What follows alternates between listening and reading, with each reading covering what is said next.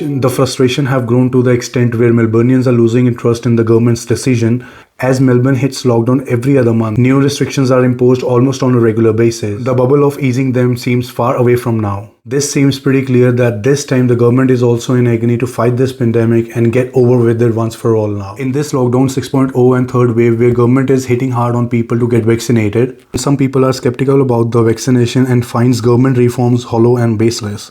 This disagreement showed strongly from the construction workers as government made a sharp statement by making it mandatory for a construction worker to get vaccinated in order to get back to work. The construction workers find this statement forced and felt cornered with their rights. And the result is known to everyone in the country today. Construction workers protesting in CBD and in front of CFMEU office. Some blocked Westgate Bridge yesterday, which caused long queues, traffic, and travelers felt petrified and unsafe. Where some gathered holding banners of freedom while others sang national anthem and chanted F the jab.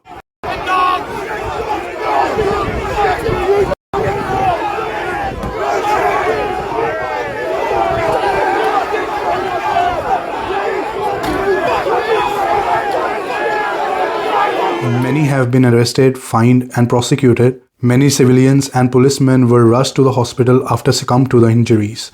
While some were using the flares to show their disapproval, other angry protesters damaged the government properties and vandalized police vehicles too.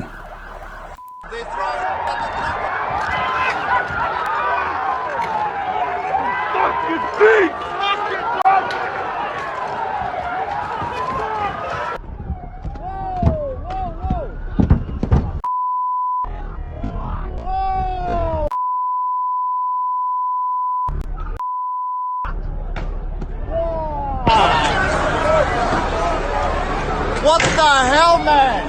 Whoa!